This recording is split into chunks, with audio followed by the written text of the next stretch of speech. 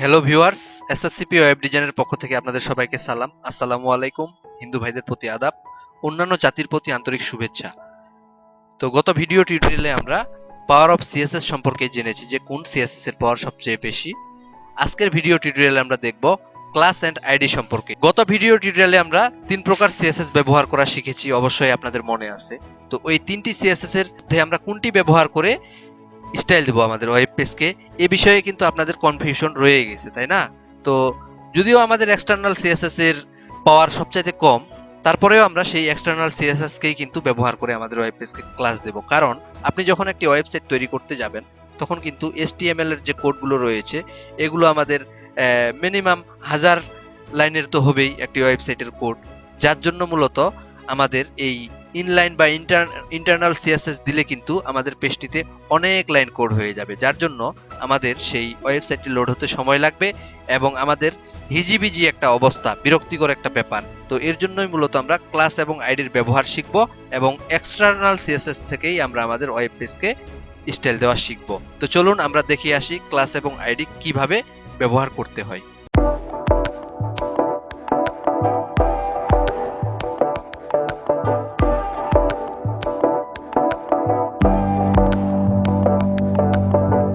তো ক্লাস এবং আইডি ব্যবহার করার জন্য আমরা শুরুতেই আমাদের যে ফোল্ডারটি তৈরি করেছিলাম ডেস্কটপে, প্রজেক্ট ফোল্ডার, একটা আমরা ওপেন করতেছি। তো প্রজেক্ট ফোল্ডারটি ওপেন করার পরে এখানে index.html style.css ফাইলকে আমরা রাইট বাটন ক্লিক করে নোটপ্যাড প্লাস প্লাসে এডিট করব।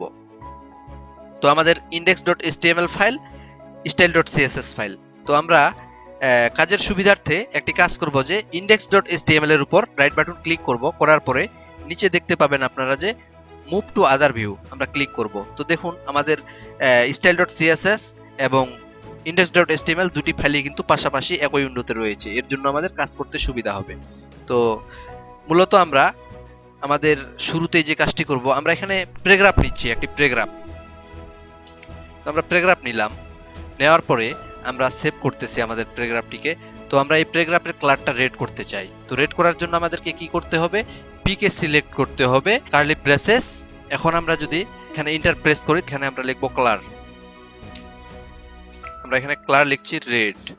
তো আমরা রেড কালার দিলাম, দেওয়ার পর এখন সেভ করে যদি আমাদের পেজটি লোড করি, তো লোড করার জন্য অবশ্যই আপনাদেরকে index.html যে ফাইলটি রয়েছে, এখানেই আপনাদেরকে আমাদের যে মাউসের কার্সর রয়েছে, এই মাউস পয়েন্টারটাকে এখানে অ্যাক্টিভ থাকা অবস্থায় আমাদেরকে রান অপশন থেকে ক্লিক করতে হবে লঞ্চ ইন ফায়ারফক্সে।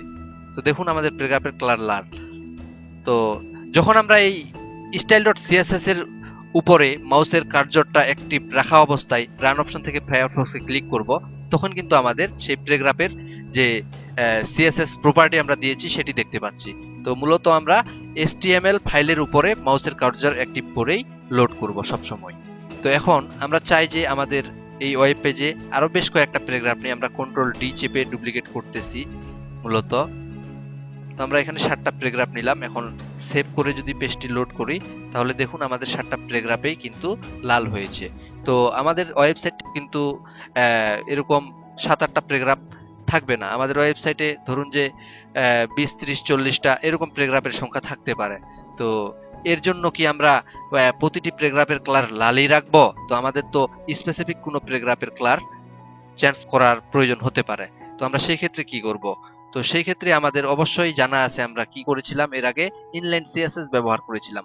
তো ধরুন আমরা এই প্যারাগ্রাফটাকে ইনলাইন সিএসএস দিব, এর জন্য আমরা এখানে লিখতেছি স্টাইল অ্যাট্রিবিউট। তো স্টাইল লেখার পরে আমরা ইকুয়ালস ডাবল কোটেশন এর ভিতরে আমরা কালার ব্যবহার করছি। ধরুন যে আমরা এখানে দিচ্ছি গ্রিন। তো আমরা গ্রিন কালার যখন দিলাম, দিয়ে যদি সেভ করি, সেভ করার পরে যদি আমরা আমাদের এই পেজটি লোড করি, তাহলে দেখুন আমাদের স্পেসিফিক সেই প্যারাগ্রাফটাই গ্রিন কালারের হয়েছে। তো এখন আমরা চাইলে এই গ্রিন কালার কিন্তু আমাদের নিচের যে কোনো প্যারাগ্রাফেও আমরা দিতে পারি। তো এভাবে দিলে কিন্তু আমাদের গ্রিন হয়ে যাচ্ছে। আচ্ছা আপনারা বলুন তো, এটা কি আমাদের সমাধান হতে পারে? আমরা তো মূলত আমাদের ওয়েব পেজকে স্টাইল দেওয়ার জন্য ক্লাস এবং আইডি ব্যবহার করব এবং এক্সটার্নাল সিএসএস ব্যবহার করেই আমাদের ওয়েব পেজকে আমরা স্টাইল দিব। তো বলুন, এটা কি আমাদের সমাধান হতে পারে? না, এটা আমাদের সমাধান হতে পারে না। তো এভাবে আমরা মূলত এই কাজগুলো করব না, যার জন্য আমাদের ক্লাস এবং আইডি রয়েছে, আমরা সেই ক্লাস আইডি ব্যবহার করেই মূলত স্টাইল দেব। তো আমরা এখান থেকে আমাদের যে ইনলাইন সিএসএস দিয়েছিলাম এগুলো কেটে দিচ্ছি। দেওয়ার পরে আমরা সেভ করে পেজটিকে লোড করতেছি। আমাদের 7টা প্যারাগ্রাফে কিন্তু রেড কালারে রয়েছে। তো আমরা চাই যে এই প্যারাগ্রাফটাকে আমরা আবার গ্রিন কালার দেব। এর জন্য আমরা ক্লাস ব্যবহার করতে পারি। তো আমরা ক্লাস ব্যবহার করছি, ক্লাস ইকুয়ালস ডাবল কোটেশন। ক্লাসকে এইভাবে আমরা সিলেক্ট করে এখানে আমরা ক্লাসের নাম দিব। ধরুন আমরা এখানে দিচ্ছি গ্রিন কালার। গ্রিনটাকে ডাবল ক্লিক করে কন্ট্রোল সি দিয়ে কপি করছি। আবার এখানে আমরা আমাদের style.css এ সেই ক্লাসের নামটাকে পেস্ট করে আমরা এখানে কার্লি ব্রেসেস ব্যবহার করতেছি। করার পরে আমরা এখানে কালার দিব গ্রিন। আমরা গ্রিন কালার দিয়ে এখন যদি পেজটি সেভ করে আমাদের এই ব্রাউজার থেকে আমরা লোড করি, কই আমাদের তো কোনো পরিবর্তন হলো না। তো পরিবর্তন না হওয়ার কারণ আছে। আমরা মূলত এই index.html ফাইলটিকে সেভ করব। সেভ করার পরে আমরা যে ক্লাস নিলাম, সিএসএস ফাইল কিভাবে বুঝবে যে এই গ্রিনটা মূলত কি ক্লাস না আইডি? তো যখন আমরা কোনো ক্লাস ব্যবহার করব style.css এ, তো সেই ক্লাসকে ডিক্লেয়ার করার জন্য আমাদেরকে শুরুতেই একটি এখানে ডট সাইন দিতে হয়। এই ডট সাইন দেওয়ার ফলে কিন্তু আমাদের সেই ক্লাসের যে নামটা গ্রিন রয়েছে সেটি কিন্তু রেড কালারে হয়েছে। তো দ্যাট মিন্স এটি আমাদের ক্লাসটিকে ডিফাইন করতে পেরেছে। তো এখন যদি আমরা আমাদের পেজটি লোড করি, তাহলে দেখুন আমাদের দ্বিতীয় প্যারাগ্রাফটা কিন্তু গ্রিন কালারে হয়েছে। তো এখন আমরা চাইলে আমাদের এই গ্রিন কালারটাকে কিন্তু আমাদের নিচে যতগুলোতে প্রয়োজন আমরা এই ক্লাসটা ব্যবহার করে দেব সিম্পলি। এখন আমরা সেভ করে যদি আমাদের পেজটা আবার লোড করি, তাহলে আমরা আমাদের সেই 3টা প্যারাগ্রাফের কালার কিন্তু আমরা গ্রিন দেখতে পাচ্ছি। তো এখন বিষয় হচ্ছে যে আমরা আইডি ব্যবহার করে কিভাবে ক্লাস দেব। তো আইডি ব্যবহার করার জন্য আমাদেরকে এখানে আইডি লিখতে হবে। আইডি লিখে আমরা ইকুয়ালস ডাবল কোটেশন দিয়ে এখানে আইডির নাম দিব। ধরুন আমরা এটার কালার দিচ্ছি ব্লু। ব্লু কালার দিয়ে এখন আমরা এই ব্লুকে ডাবল ক্লিক করে কন্ট্রোল সি দিয়ে কপি করছি। তো আমরা পেজটিকে সেভ করে নিলাম। নেওয়ার পরে এখানে আসলাম। তো আমরা যখন ক্লাসকে সিলেক্ট করলাম তখন কিন্তু আমরা এখানে ডট সাইন ব্যবহার করেছি। তো আইডি ব্যবহার করার জন্য বা আইডিকে সিলেক্ট করার জন্য আমাদের ডট সাইন দিতে হবে না, আমাদের এখানে হ্যাশট্যাগ ব্যবহার করতে হবে। এখন আমরা কন্ট্রোল ভি দিয়ে পেস্ট করছি। এখন যদি আমরা এখানে আমাদের কার্লি ব্রেসেসের পরে আমরা আমাদের কালার দিয়ে দিই ব্লু। এখন যদি আমরা আমাদের পেজটিকে সেভ করে লোড করি, তাহলে কিন্তু আমাদের এই নিচের প্যারাগ্রাফটি ব্লু কালারে হয়েছে। তো ভিউয়ার্স, আইডি মূলত ইউনিক। আইডি ওয়েব পেজের মেইন যে কন্টেন্টগুলো থাকে সেই মেইন কন্টেন্টগুলোকেই মূলত আইডি দেওয়া হয়। তো আইডি হচ্ছে ইউনিক। একটি আইডি আমরা একটি মেইন কন্টেন্টকেই দিতে পারি, বা ওই আইডির নামটা শুধুমাত্র আমরা ওই একটি আইডিকেই দিতে পারি, আমরা অন্য কোনো আইডিকে দিতে পারি না। এটা আমাদের রুলসের মধ্যে পড়ে না। তো মূলত আপনি বলতে পারেন যে ব্লু আইডি মূলত আপনি নিচের প্যারাগ্রাফটাকে দিয়েছেন, এটা কন্ট্রোল সি দিয়ে কপি করে যদি প্রথমটাকেও আপনি কন্ট্রোল ভি দিয়ে পেস্ট করে দেন, তাহলে কিন্তু সেভ করলে দেখবেন যে প্রথমটাও কিন্তু আমাদের ব্লু কালারে হয়েছে। তো হয়েছে ব্লু কালারে, বাট এটা রেকমেন্ড না বা স্ট্যান্ডার্ড কোডিং না এটা। তো মূলত আইডির নামটা আমরা প্রত্যেক এলিমেন্টকেই, মেইন যে এলিমেন্ট সেগুলোকেই মূলত আমরা আইডি দিব এবং প্রত্যেকটার আলাদা আলাদা ব্যবহার করব। কখনোই আমরা একই আইডি নেম মূলত আমরা দুটাকে দিব না, মূলত দুটার আইডির নাম আলাদা আলাদা করব।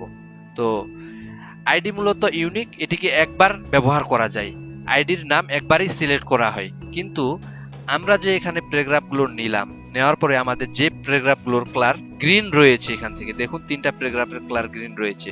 তো এখন আমাদের এমনও প্রয়োজন হতে পারে যে আমরা এই প্যারাগ্রাফটাকে একটা স্টাইল দিতে চাই, সেটি হচ্ছে বোল্ড স্টাইল। তো আমাদের এরকম প্রয়োজন হতে পারে যে আমরা বোল্ড করতে পারি।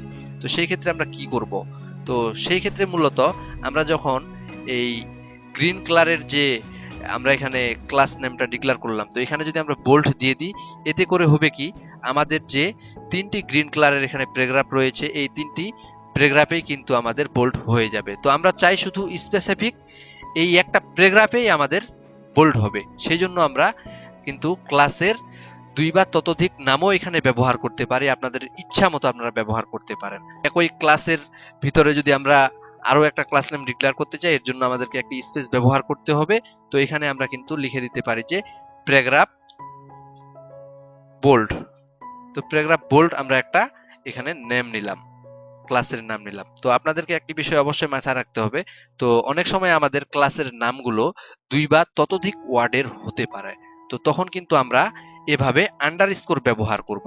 আমরা যদি এখানে হাইফেন দিই, মূলত হাইফেন দিলে আমাদের কাজ করবে না, বা যদি আমরা স্পেস দিই, এভাবে স্পেস দিই, তাহলে কিন্তু আমাদের এখানে 3টি ক্লাস নেম হয়ে গেছে। দেখুন গ্রিন, পি, বোল্ড, এই 3টাকে আমরা এখানে ডিফাইন করে বা সিলেক্ট করে আমরা 3 প্রকার স্টাইল দিতে পারি।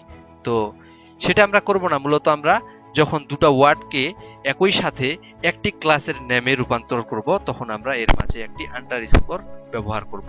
তো এখন যদি আমরা সেভ করি, সেভ করার পরে আমরা এই কন্ট্রোল সি দিয়ে কপি করছি, করার পরে এখানে যদি আমরা নিচে ডট সাইন দিয়ে কন্ট্রোল ভি দিয়ে পেস্ট করে কার্লি ব্রেসেসের মাঝে আমরা এখানে আমাদের স্টাইল দিতে পারি বোল্ড। বোল্ড করার জন্য ফন্ট ওয়েট ব্যবহার করতে হয়, এই প্রপার্টির নাম আমরা এর আগেই শুনেছি।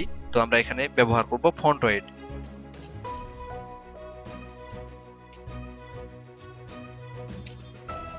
ফন্ট ওয়েট আমরা সিম্পলি এখানে লিখে দিব বোল্ড। তো আমরা ফন্ট ওয়েট বোল্ড ব্যবহার করে সেভ করতেছি, করার পরে আমরা যদি লোড করি তাহলে আমাদের স্পেসিফিক সেই প্যারাগ্রাফটাই কিন্তু বোল্ড হয়েছে, বাকিগুলো সব ঠিক আছে। তো আশা করি আপনারা বিষয়টা বুঝতে পেরেছেন। তো এই যে আমরা একই ক্লাসের মাঝে দুটো ক্লাসের নাম ডিক্লেয়ার করলাম, করার পরে আমরা দুটোকে দুটো স্টাইল দিলাম। তো আইডিতে কিন্তু আপনারা 2 বা ততোধিক আইডি নেম ব্যবহার করতে পারেন না। আইডি মূলত ইউনিক, এখানে আইডি একটি নামেই গ্রহণ করবে। আপনি যদি দ্বিতীয়বার আইডি দেন তাহলে কিন্তু স্টাইল পাবে না। তো আমরা সেটি পরীক্ষা করার জন্য একটা লিখেই ফেলি, এখানে একটা আইডির নেম আমরা দিই। ধরুন যে আমরা এটিকেও বোল্ড করতে চাই, আমাদের এই প্যারাগ্রাফ বোল্ডটাকে কন্ট্রোল সি দিয়ে কপি করছি, এখন এখানে কন্ট্রোল ভি দিয়ে পেস্ট করছি, করার পরে আমরা সেভ করছি, করার পরে আমরা যখন এই আইডি দিয়ে আমাদের আইডিকে হ্যাশট্যাগ দিয়ে সিলেক্ট করলাম, করার পরে এখন কন্ট্রোল ভি দিয়ে পেস্ট করে এখন কার্লি ব্রেসেসের মাঝে যদি আমরা এখানে আমাদের এই স্টাইলটাকে এখানে জাস্ট কপি করে পেস্ট করে দিই, এখন সেভ করি, সেভ করে যদি লোড করি, দেখুন আমাদের এটা কিন্তু কনফ্লিক্ট করেছে। আমরা এটা যে ক্লার ব্লু ব্যবহার করেছি সেই ব্লুটা কিন্তু হারিয়ে গেছে, প্যারাগ্রাফটাই কিন্তু সে ক্লার দিয়েছে রেড। আমরা যে শুরুতেই প্যারাগ্রাফকে রেড দিয়েছিলাম সেই রেডটা পেয়েছে। তো আমরা একই আইডির ভিতর যখন দুটো আইডি নেম ব্যবহার করব, তখন কিন্তু আমাদের সেই আইডি নেমটা কোনোটাই কার্যকরী হবে না, আপনারা দেখলেন। তো এখন আমরা এটিকে আবার কেটে দিই, কেটে দিয়ে এখন কন্ট্রোল এস দিয়ে সেভ করতেছি, এখান থেকে এটা আমরা কেটে দিচ্ছি, দেওয়ার পরে এখন কন্ট্রোল এস দিয়ে সেভ করে পেস্ট লোড করতেছি, দেখুন আমাদের এখন সব ঠিক আছে। তো ভিডিওটি ভালো লাগলে অবশ্যই একটি লাইক করবেন এবং আপনার ফ্রেন্ডগুলোকে শেয়ার করবেন। আর যারা নতুন অবশ্যই চ্যানেলটি সাবস্ক্রাইব করতে ভুলবেন না এবং পাশে থাকা বেল আইকনটিতে ক্লিক করে উপরে অল বাটনে সেট করে দিবেন। এতে করে আমরা নতুন ভিডিও ছাড়ার সাথে সাথেই আপনার কাছে নোটিফিকেশন চলে যাবে এবং আপনি সবার আগে দেখে তা শিখতে পারবেন। তো যারা এর আগে আমাদের চ্যানেলটি সাবস্ক্রাইব করেছেন আপনাদেরকে অসংখ্য ধন্যবাদ। ভিউয়ার্স ভালো থাকবেন, বাসায় ভালোভাবে প্র্যাকটিস করে ফেলুন। তো প্র্যাকটিস না করলে কিন্তু হবে না, অবশ্যই প্র্যাকটিস করবেন। আজকের ভিডিও এই পর্যন্তই, ভালো থাকবেন, সুস্থ থাকবেন, খোদা হাফেজ।